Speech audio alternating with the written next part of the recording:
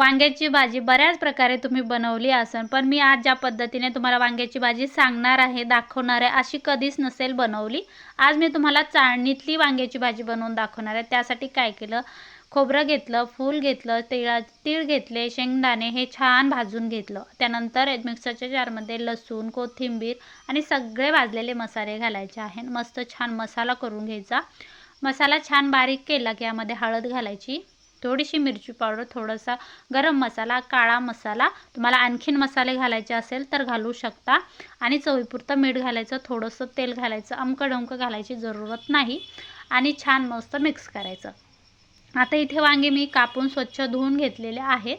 छान मसाला भरायचा आहे. आपण जसं भरीव वांगे बनवतो ना, अशाच पद्धतीने मसाला भरायचा आणि एका चाळणीमध्ये ठेवायचं आहे. जर तुमच्याकडे चाळणी नसेल तर तुम्ही हे इडली पात्रामध्ये पण वापरू शकता.